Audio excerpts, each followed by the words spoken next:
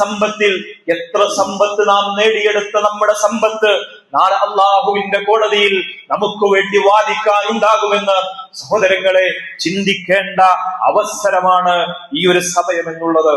ഓരോ വർഷവും, ഓരോ സമയവും, ഓരോ സെക്കൻഡുകളും, ഓരോ മിനിറ്റുകളും, ഓരോ മണിക്കൂറുകളും നമ്മുടെ ജീവിതത്തിൽ നിന്ന് ഇങ്ങനെ കടന്നു പോകുമ്പോൾ സഹോദരങ്ങളെ, അതൊക്കെ ഇങ്ങനെ എനിക്ക് നഷ്ടപ്പെട്ടുകൊണ്ടിരിക്കുന്ന, ഒരിക്കലും എനിക്ക് അതിലേക്ക് തിരിച്ചു പോകാൻ സാധിക്കാത്ത അവസരങ്ങളാണല്ലോ എന്നുള്ള പേടിയാണ് സഹോദരങ്ങളെ നമ്മുടെ ജീവിതത്തിൽ ഉണ്ടാകേണ്ടത്.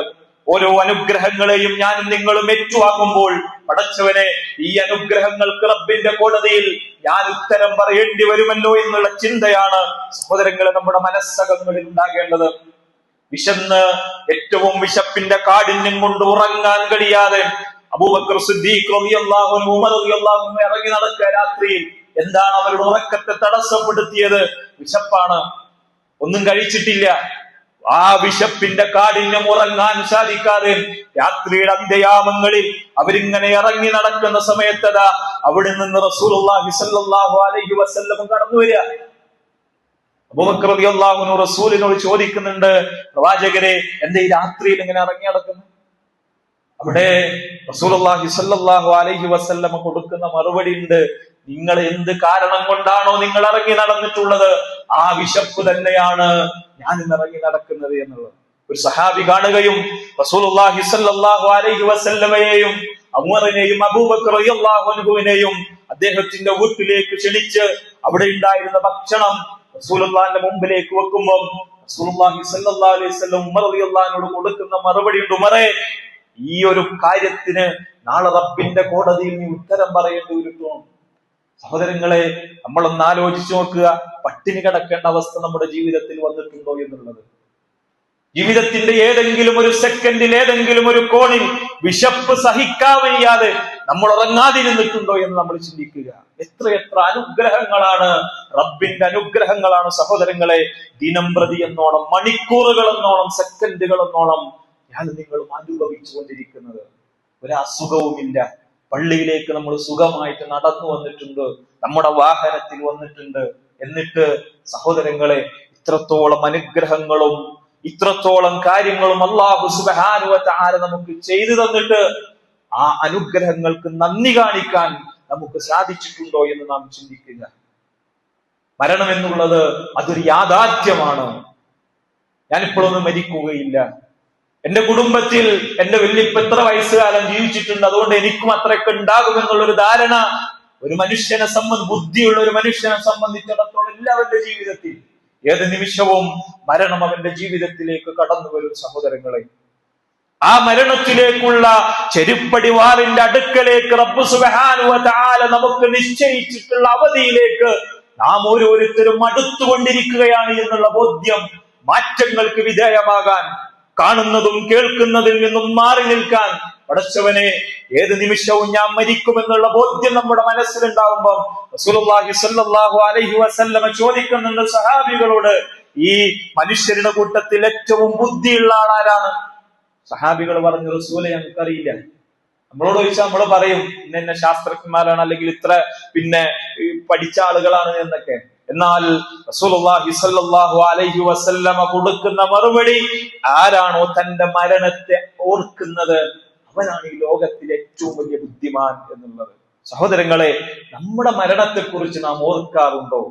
ബർത്ത്ഡേ ഒക്കെ വരുമ്പോ ആഘോഷിച്ച്, കേക്ക് മുറിച്ച് ആഘോഷിച്ച്, സ്റ്റാറ്റസ് ഇട്ട് ഞാനും നിങ്ങളും ആഘോഷിക്കുന്ന ആഘോഷങ്ങളല്ലല്ലോ ഇസ്ലാം വിലക്കിയ ആഘോഷങ്ങളിൽ സമൂഹം ഇങ്ങനെ നടന്നുകൊണ്ടിരിക്കുമ്പോ പടച്ചോനെ, ഒരു വയസ്സുകൂടി എന്റെ ജീവിതത്തിൽ നിന്ന് കഴിഞ്ഞു എന്നുള്ള ബോധ്യം, ഞാനും മരിക്കേണ്ടവനാണല്ലോ എന്നുള്ള ബോധ്യം, ആ ഖബറിലെ ചോദ്യങ്ങൾക്ക് ഉത്തരം കൊടുക്കേണ്ടവനാണല്ലോ എന്നുള്ള ബോധ്യം, അള്ളാഹുവിന്റെ മുമ്പിൽ വിചാരണക്കൊറ്റക്ക്, ആരാരുമില്ലാതെ, കൂട്ടിനില്ലാതെ ഞാനും നിങ്ങളും ഒറ്റക്ക് വിചാരണയെ നേരിടേണ്ടവനാണ് എന്നുള്ള ബോധ്യമാണ് സഹോദരങ്ങളെ ഓരോ വർഷവും കടന്നു പോകുമ്പോൾ നമ്മുടെ മനസ്സകങ്ങളിലേക്ക് വരേണ്ടത്. അതുകൊണ്ട് മുഹറം എന്നുള്ളത് പവിത്രമായ മാസമാണ്. അതിന് നോമ്പ് എന്നുള്ളത് റമളാനിന്റെ നോമ്പിന് ശേഷം അല്ലാഹു സുബ്ഹാനഹു വ തആലയുടെ അടുക്കൽ ഏറ്റവും ശ്രേഷ്ഠമായ നോമ്പാണ് മുഹറം മാസത്തിലെ നോമ്പ് എന്ന് റസൂലുള്ളാഹി സ്വല്ലല്ലാഹു അലൈഹി വസല്ലമ പഠിപ്പിക്കുമ്പോൾ സഹോദരങ്ങളെ, ആ നോമ്പനുഷ്ഠിക്കാൻ ഞാൻ നിങ്ങളും സമയം കണ്ടെത്തുക. അതിന്റെ പവിത്രതയെ, ധാരാളം ശ്രേഷ്ഠതകളുള്ള മാസത്തിലേക്ക് നമ്മൾ പ്രവേശിച്ചിട്ടുണ്ടെങ്കിൽ അതിന്റെ ശ്രേഷ്ഠതകൾ മനസ്സിലാക്കാനും ആ ശ്രേഷ്ഠതകൾക്കനുസരിച്ചുകൊണ്ട് തിന്മകളിൽ നിന്നും ചെയ്യാതിരിക്കാനും നന്മകൾ അധികരിപ്പിക്കാനും നമുക്കാകേണ്ടതുണ്ട്.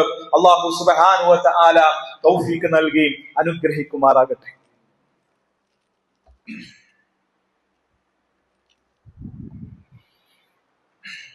അൽഹംദുലില്ലാഹ് വസ്സലാത്തു വസ്സലാമു അലാ റസൂലില്ലാഹ് വഅലാ ആലിഹി വസഹ്ബിഹി അജ്മഈൻ വബിൽ ഫായിസീന ബിറളില്ലാഹ്. അമ്മാ ബഅദ്. അയ്യുഹന്നാസ് ഊസീകും സാനിയം ബിതഖ്വല്ലാഹ്. അല്ലാഹു സുബ്ഹാനഹു വ തആലയുടെ നിയമനിർദ്ദേശങ്ങൾ ജീവിതത്തിന്റെ എല്ലാ മേഖലകളിലും അനുസരിച്ച് ജീവിക്കണമേ എന്ന് ഒരിക്കൽ കൂടി ഓരോരുത്തരോടും ഓർമ്മപ്പെടുത്തുകയാണ്, വസിയത്ത് ചെയ്യുകയാണ്. സഹോദരങ്ങളെ, മുഹറം എന്നുള്ളത് പവിത്രമായ മാസമാണ് എന്ന് നമ്മൾ മനസ്സിലാക്കുന്നതോടൊപ്പം ഇതിന്റെ പവിത്രത മനസ്സിലാക്കാനും കാത്തു സൂക്ഷിക്കാനും കഴിയുന്നവരാകണം വിശ്വാസികളായ നമ്മൾ. എന്നാൽ ഈ പവിത്രമായ ഈ മാസത്തെ ചില ആളുകൾ നഹ്സായി കാണുന്ന ഒരു സംഭവം നമ്മുടെ നാടുകളിൽ നമുക്ക് കാണാൻ സാധിക്കും. നഹ്സ് എന്ന് പറഞ്ഞാൽ ദുശകുലമായിട്ടുള്ള, ആ ഒരു സമയത്തൊന്നും ചെയ്യാൻ പാടില്ല, ഒരു നല്ല കാര്യം ചെയ്യാൻ പാടില്ല, വീട്ടിൽ കൂടാൻ പാടില്ല, ആ ഒരു ദിവസം കല്യാണം കഴിക്കാൻ പാടില്ല, ഒരു പുതിയ ഷോപ്പ് ഓപ്പൺ ആക്കാൻ പാടില്ല എന്നുള്ള രൂപത്തിലേക്ക് പല കലണ്ടറുകളിൽ, നമ്മുടെ നാടുകളിലൊക്കെ കലണ്ടറുകൾ ഇങ്ങനെ നഹ്സ് എന്ന് അടയാളപ്പെടുത്തിയതായി നമുക്ക് കാണാൻ സാധിക്കും. യഥാർത്ഥത്തിൽ ഈ മാസത്തിലും അല്ലാത്തതിലും നഹ്സ് എന്നുള്ള രീതി കൊണ്ടുവന്നത് ഷിയാക്കളാണ് എന്ന് നമ്മൾ മനസ്സിലാക്കേണ്ടതുണ്ട്. ഇസ്ലാമിൽ റസൂലുള്ളാഹി സ്വല്ലല്ലാഹു അലൈഹി വസല്ലമയോ സഹാബികളോ സലഫുകളായിട്ടുള്ള ആളുകളോ 4 മദ്ഹബിന്റെ ഇമാമുകളോ ആരും തന്നെ ഒരു ദിവസത്തിന് ഇന്ന ദിവസം ഒന്നും ചെയ്യാൻ പാടില്ല, അല്ലെങ്കിൽ ആ ദിവസം ദുശകുനമാണ്, അന്ന് ഒരു നല്ല കാര്യം തുടങ്ങാൻ പാടില്ല, ഒരു പുതിയ വാഹനം വാങ്ങാൻ പാടില്ല, ഒരു വീട്ടിലേക്ക് കയറാൻ പാടില്ല, അന്ന് കട ഓപ്പൺ ആക്കാൻ പാടില്ല എന്നുള്ളൊരു രീതി റസൂലുള്ളാഹി സ്വല്ലല്ലാഹു അലൈഹി വസല്ലമയോ സഹാബികളോ ഒന്നും പഠിപ്പിച്ചിട്ടില്ല. എന്നാൽ മുഹറം 10 ഹുസൈൻ റളിയല്ലാഹു അൻഹുവിനെ കർബലയിൽ വെച്ച് കൊല്ലപ്പെട്ട ദിവസമായതിനാൽ ഷിയാക്കൾ അന്ന് അതിനെ നഹ്സായി കണക്കാക്കുകയും അത് അവരുടെ ദുഃഖകരമായിട്ടുള്ള പല വീഡിയോകളും നമ്മൾ കണ്ടിട്ടുണ്ട്. അവരിങ്ങനെ സ്വയം പരിക്കേൽപ്പിച്ച് മുറിവേൽപ്പിച്ച് വാളുകൊണ്ടൊക്കെ ഇങ്ങനെ മുറിവേൽപ്പിക്കുന്ന കുത്തുറാത്തീവൊക്കെ പോലെയുള്ള സംഭവങ്ങൾ നമുക്ക് ആ ഒരു ദിവസത്തിൽ ഷിയാക്കളായിട്ടുള്ള ആളുകൾ നടത്തുന്നത് കാണാൻ സാധിക്കും. എന്നാൽ ആ ഷിയാക്കളിൽ നിന്നും കടമെടുത്തുകൊണ്ട് പലപ്പോഴും നമ്മുടെ നാടുകളിലും ഇത്തരത്തിലുള്ള മുഹറം 10 അന്ന് നഹ്സായിട്ട് കണക്കാക്കുന്ന, അല്ലെങ്കിൽ അല്ലാഹു സുബ്ഹാനഹു വ തആല പവിത്രമായി പഠിപ്പിക്കപ്പെട്ട മാസങ്ങളിൽ പലതും 10 ദിവസമൊക്കെ നഹ്സായി അടയാളപ്പെടുത്തിയിട്ടുള്ള കലണ്ടറുകളും അങ്ങനെ രീതി കൊണ്ടാടുന്നത് നമുക്ക് കാണാൻ സാധിക്കും. അല്ലാഹു സുബ്ഹാനഹു വ തആല പവിത്രമാക്കിയ ദിവസത്തിനും മാസത്തിനും ദുശകുനം കൽപ്പിക്കാൻ മനുഷ്യർക്കാർക്കും തന്നെ അവകാശമില്ല എന്ന് നമ്മൾ മനസ്സിലാക്കുക. സഹോദരങ്ങളെ, ഒരു തരത്തിലുമുള്ള ദുശകുനം നോക്കാൻ ഇസ്ലാം നമ്മെ പഠിപ്പിച്ചിട്ടില്ല. ഒരു കറുത്ത പൂച്ച മുന്നിലൂടെ ചാടിയാൽ അന്ന് യാത്ര സ്റ്റോപ്പ് ചെയ്യുന്ന ആളുകൾ, അല്ലെങ്കിൽ ഒരു പക്ഷിയുടെ ശബ്ദം കേട്ട് കഴിഞ്ഞാൽ ശകുനം നോക്കുന്ന ഒരവസ്ഥ. ജാഹിലിയ കാലഘട്ടത്തിൽ ഇസ്ലാം സമൂഹത്തിലേക്ക് കടന്നു വരുന്നതിന് മുമ്പ് ജാഹിലിയ കാലഘട്ടത്തിൽ ഉണ്ടായിരുന്ന ഏർപ്പാടാണ് ശകുനം നോക്കുക എന്നുള്ളത്. ഒരു പല്ലി ചലച്ചാൽ, ഒരു ചീവീട് കരഞ്ഞാൽ, അല്ലെങ്കിൽ ഒരു പക്ഷി എങ്ങനെ കൊക്കുന്നത് കണ്ടാൽ അന്ന് എന്തൊക്കെയോ ഒരു പേടിയുള്ള ദിവസമായിട്ട് അങ്ങനെ കാണപ്പെടുന്ന ഒരവസ്ഥയിലേക്ക് മുസ്ലിം ഉമ്മത്ത് എത്തിപ്പെട്ടിട്ടുണ്ടെങ്കിൽ ഇതൊന്നും ഇസ്ലാമല്ല എന്ന് നമ്മൾ മനസ്സിലാക്കുക. രാവിലെ കടയിൽ നിന്ന് ആരെങ്കിലും കടം വാങ്ങിയാൽ ആ ദിവസം മൊത്തം കട കൈനീട്ടം എന്ന് പലപ്പോഴും പറയുന്ന ഒരു ഏർപ്പാട്.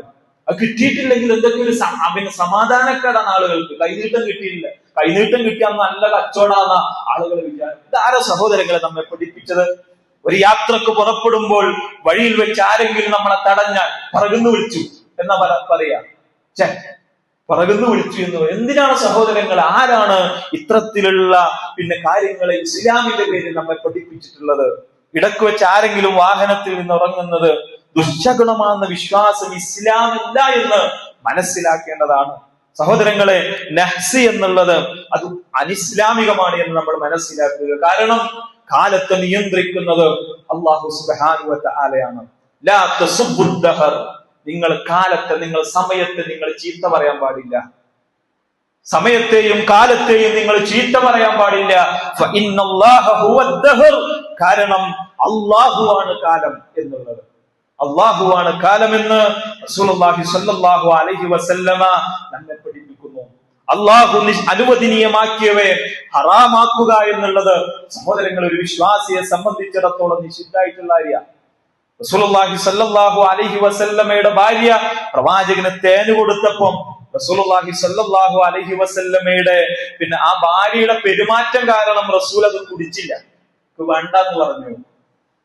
ആ ഒരു തീരുമാനത്തെ അല്ലാഹു സുബ്ഹാനഹു വ തആല പ്രവാചകനോട് താക്കീത് ചെയ്തത് എന്താ? യാ അയ്യുഹൻ നബി ലിമ തുഹല്ലിമു മാ അഹല്ലല്ലാഹു ലക, അല്ലാഹു പവിത്രമാക്കിയതിനെ നബിയെ താങ്കൾ ഹറാമാക്കുകയാണോ എന്നാണ് റസൂലുള്ളാഹി സ്വല്ലല്ലാഹു അലൈഹി വസല്ലമയോട് പോലും അല്ലാഹു ചോദിച്ചത് എന്ന് നമ്മൾ ഗൗരവത്തിൽ നമ്മൾ കാണേണ്ടതുണ്ട്. ആരോ സഹോദരങ്ങളെ, ഇത്തരത്തിലുള്ള പവിത്രമായിട്ടുള്ള, അല്ലെങ്കിൽ ഒരു ദിവസത്തിന് ചൊവ്വാഴ്ച ചൊവ്വില്ലാത്ത ദിവസമാണെന്ന് ആരാ നമ്മെ പഠിപ്പിച്ചത്? ഇസ്ലാം നമ്മെ പഠിപ്പിച്ചിട്ടുണ്ടോ? ഇല്ല എന്ന് നമ്മൾ മനസ്സിലാക്കുക. വാസ്തവത്തിൽ ഇത് മുശ്രിക്കുകളുടെ രീതിയാണ് എന്ന് നമ്മൾ മനസ്സിലാക്കുക. പവിത്രമായ മാസങ്ങളെ തങ്ങൾക്ക് തോന്നിയ രൂപത്തിൽ മാറ്റിമറിച്ച മക്ക മുശ്രിക്കുകളെ അല്ലാഹു സുബ്ഹാനഹു വ തആല വിശുദ്ധ ഖുർആനിൽ അവരെ ശപിച്ചുകൊണ്ട് ആയത്ത് തന്നെ ഇറക്കിയതായി നമുക്ക് കാണാൻ സാധിക്കും. അതുകൊണ്ട് സഹോദരങ്ങളെ, ശകുനം നോക്കുക എന്നുള്ളത്, അല്ലെങ്കിൽ അതിങ്ങനെ എന്തെങ്കിലും ആയിക്കഴിഞ്ഞ് എന്തെങ്കിലും ആകുമെന്ന് വിശ്വസിക്കുക എന്നുള്ളത് ഒരു വിശ്വാസിയെ സംബന്ധിച്ചിടത്തോളം അവന്റെ ജീവിതത്തിൽ ഉണ്ടാകാൻ പാടില്ല. കാരണം നമുക്ക് എന്തെങ്കിലും ഒരു ദോഷം വരുത്താൻ കഴിവുള്ളവൻ അല്ലാഹു മാത്രമാണ് എന്ന് വിശ്വസിക്കുന്ന ആളുകളാണ് നമ്മൾ.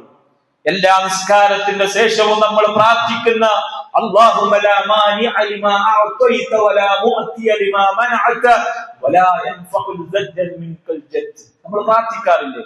അല്ലാഹ്, നീ നൽകിയത് തടയാൻ ഒരാൾക്കും സാധിക്കൂല. നീ നൽകിയത് തടയാൻ ഒരാൾക്കും സാധിക്കൂല. ഒരു കറുത്ത പൂച്ച മുന്നിലൂടെ ചാടി എന്ന് വിചാരിച്ചാൽ എനിക്കെന്തെങ്കിലും ദോഷം വരാൻ അതുകൊണ്ട് അല്ലാഹു സുബ്ഹാനഹു വ തആല തന്നെ തീരുമാനിക്കണം. സഹോദരങ്ങളെ, നീ തടഞ്ഞു വെച്ചത് നൽകാനും ഒരാൾക്കും സാധിക്കൂല. ഈ ലോകത്തുള്ള മുഴുവൻ മനുഷ്യരും ഒന്നിച്ചാലും അല്ലാഹു നമുക്ക് നൽകണ്ട എന്ന് വിചാരിച്ചൊരു കാര്യം നൽകാൻ ഒരാൾക്കും സാധിക്കൂല. ആ ഒരു വിശ്വാസം നെഞ്ചിലേറ്റുന്ന ഒരു വിശ്വാസിക്ക് എങ്ങനെയാണ് ശകുനത്തിൽ, അല്ലെങ്കിൽ ഒരു പല്ലി ചലച്ചു എന്ന് വിചാരിച്ച്, അല്ലെങ്കിൽ ഏതെങ്കിലും ഒരു പക്ഷിയെ കാണുന്നുണ്ട് എന്ന് വിചാരിച്ച്, കൈനീട്ടം കിട്ടിയിട്ടില്ല എന്ന് വിചാരിച്ച് എങ്ങനെയാണ് അവന്റെ ജീവിതത്തിൽ ദോഷം സംഭവിക്കുക? സഹോദരങ്ങളെ, ഇതൊന്നും ഇസ്ലാമല്ല എന്ന് നമ്മൾ മനസ്സിലാക്കുക.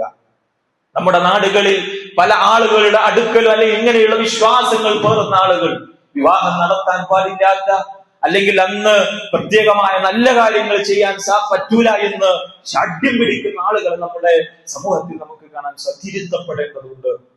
പറഞ്ഞു മനസ്സിലാക്കേണ്ടതുണ്ട്. അറിവില്ലായ്മയുടെ പേരിൽ, അല്ലെങ്കിൽ പൗരോഹിത്യത്തിന്റെ ഇത്തരത്തിലുള്ള കാര്യങ്ങളുടെ പേരിൽ അങ്ങനെയുള്ള കാലങ്ങളെയും സമയങ്ങളെയും നഹ്സായി, ദുഷ്ടകുലമായി കാണുകയും അന്നൊന്നും ചെയ്യാൻ പറ്റാത്ത രൂപത്തിൽ അല്ലാഹു സുബ്ഹാനഹു വ തആല പവിത്രമാക്കിയ ദിവസങ്ങളെയും മാസങ്ങളിലും വരെ, ദുൽഹിജ്ജയിൽ വരെ നഹ്സ് കൊണ്ടാടുന്ന ആളുകൾ നമുക്ക് സമൂഹത്തിൽ കാണാൻ സാധിക്കും.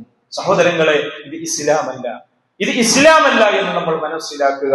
അതുകൊണ്ട് റബ്ബ് സുബ്ഹാനഹു വ തആല പവിത്രമാക്കിയ ദിവസങ്ങളെയും അല്ലാഹു സുബ്ഹാനഹു വ തആല പവിത്രമാക്കി പറഞ്ഞ സ്ഥലങ്ങളെയും ആദരിക്കുകയും അവർക്ക് കൊടുക്കേണ്ട ബഹുമാനം കൊടുക്കുകയും ചെയ്യുക എന്നുള്ളത് വിശ്വാസികളെ സംബന്ധിച്ചിടത്തോളം നമ്മുടെ ഓരോരുത്തരുടെയും ബാധ്യതയാണ് എന്ന് നമ്മൾ മനസ്സിലാക്കുക. അതുപോലെ നമ്മൾ ജീവിക്കാൻ നമ്മൾ തയ്യാറാകുക. അല്ലാഹു സുബ്ഹാനഹു വ തആല ഏതൊന്നിലേക്കാണോ നമ്മളെ ക്ഷണിച്ചത് ആ ഒരു വഴിയിലൂടെ സഹോദരങ്ങളെ കൃത്യമായ തൗഹീദിന്റെ മാർഗത്തിലൂടെ സഞ്ചരിക്കാൻ നമുക്ക് ഓരോരുത്തർക്കും സാധിക്കേണ്ടതുണ്ട്. നമ്മുടെ ജീവിതത്തിൽ എന്തെങ്കിലും ഒരു പ്രയാസം വരുത്താൻ സഹോദരങ്ങളെ അത് റബ്ബിനെ സാധിക്കുകയുള്ളൂ. നമ്മുടെ ജീവിതത്തിൽ ഉണ്ടാകുന്നതൊക്കെ അല്ലാഹുവിന്റെ അടിസ്ഥാനത്തിലാണ് എന്ന് നാം ഈമാൻ കാര്യങ്ങളിൽ പഠിക്കുമ്പോൾ സഹോദരങ്ങളെ അതൊക്കെ എന്റെ ജീവിതത്തിൽ സംഭവിക്കുന്നത് ഏതെങ്കിലും ആളുകളുടെ ഇടപെടലുകൾ കൊണ്ടല്ല എന്ന് നമ്മൾ മനസ്സിലാക്കിക്കൊണ്ട് ജീവിക്കുകയാണ് യഥാർത്ഥ വിശ്വാസിയായി മുന്നോട്ട് പോകാൻ നമുക്ക് സാധിക്കുകയുള്ളൂ. അതുകൊണ്ട് ജീവിതത്തിൽ നമുക്ക് കിട്ടുന്ന അവസരങ്ങളെ കൃത്യമായി ഉപയോഗപ്പെടുത്താൻ നമുക്ക് സാധിക്കേണ്ടതുണ്ട്. നമ്മുടെ സമയങ്ങളെ അത് കൃത്യമായി വെറുതെ ഇങ്ങനെ കളയുക എന്നതിന്റെ അപ്പുറത്തേക്ക് അത് നാളെ പരലോകത്തിലേക്ക് എനിക്കൊരു അസറ്റായി, നാളെ പരലോകത്തിലേക്ക് എന്റെ വിചാരങ്ങളുടെ നാളിൽ എനിക്ക് ഉപകാരമുള്ള സമയമാക്കി മാറ്റാൻ സഹോദരങ്ങളെ നമുക്ക് സാധിക്കേണ്ടതുണ്ട്. ഓരോ വർഷവും നമ്മുടെ ജീവിതത്തിൽ നിന്നും കടന്നു പോകുമ്പോൾ സഹോദരങ്ങളെ അവസരങ്ങളാണ് നമുക്ക് നഷ്ടപ്പെടുന്നത് എന്നുള്ള ബോധ്യം നമ്മുടെ ജീവിതത്തിൽ ഉണ്ടാകുക. ഓരോ കാര്യങ്ങളെ കുറിച്ചും ഞാൻ ചോദ്യം ചെയ്യപ്പെടുന്നവനാണ് എന്നുള്ള ചിന്ത നമ്മുടെ ജീവിതത്തിൽ ഉണ്ടാകുക. അങ്ങനെ ജീവിതത്തെ കൃത്യമായി പ്ലാനിങ്ങോടുകൂടി കെട്ടിപ്പടുക്കാൻ നമുക്ക് ഓരോരുത്തർക്കും സാധിക്കേണ്ടതുണ്ട്. അല്ലാഹു സുബ്ഹാനഹു വ തആല തൗഫീഖ് നൽകി അനുഗ്രഹിക്കുമാറാകട്ടെ. അല്ലാഹുവേ, ജീവിതത്തിൽ വന്നുപോയിട്ടുള്ള പാപങ്ങളെ റബ്ബേ ഞങ്ങൾക്ക് നീ പുറത്തു മാപ്പാക്കി തരണമേ റബ്ബേ. അല്ലാഹുവേ, നിന്റെ പവിത്രമായ മാസങ്ങളിൽ നീ കൽപ്പിച്ചിട്ടുള്ള കാര്യങ്ങൾ നന്മയിലൂടെ സഞ്ചരിക്കാനുള്ള തൗഫീഖ് റബ്ബേ ഞങ്ങൾക്ക് നീ നൽകി അനുഗ്രഹിക്കണം റബ്ബേ. അല്ലാഹുവേ, ജീവിതത്തിൽ അറിഞ്ഞോ അറിയാതെയോ ചെയ്തു പോയിട്ടുള്ള പാപങ്ങളെ റബ്ബേ ഞങ്ങൾക്ക് നീ പുറത്ത് മാപ്പാക്കി തരണമേ റബ്ബേ. അല്ലാഹുവേ, കത്തിയാളുന്ന നരകാഗ്നിയിൽ നിന്ന് ഞങ്ങളെയും ഞങ്ങളുടെ കുടുംബങ്ങളെയും നീ കാത്തു രക്ഷിക്കണം റബ്ബേ. അല്ലാഹുവേ, രോഗികളായി ആശുപത്രികളിലും വീടുകളിലും കഴിഞ്ഞുകൂടുന്ന ആളുകൾ അല്ലാഹുവയുടെ രോഗങ്ങളെ നീ ശിഫയാക്കി കൊടുക്കണം റബ്ബേ. ഞങ്ങളിൽ നിന്ന് മരണപ്പെട്ടു പോയിട്ടുള്ള സത്യവിശ്വാസികൾ അല്ലാഹുവേ, അവരുടെ ഖബറിടങ്ങളെ നീ വിശാലമാക്കുകയും അവരെയും ഞങ്ങളെയും നീ നിന്റെ ജന്നാത്തുൽ ഫിർദൗസിൽ ഒരുമിച്ച് കൂട്ടുകയും ചെയ്യണം റബ്ബേ. اللهم اغفر للمؤمنين والمؤمنات والمسلمين والمسلمات والأحياء منهم الأموات إنك مجيب الدعوات يا قاضي الحاجات. اللهم أجرنا من النار، اللهم أجرنا من النار، اللهم أجرنا من النار. ربنا آتنا في الدنيا حسنة وفي الآخرة حسنة وقنا عذاب النار. آمين آمين برحمتك يا أرحم الراحمين.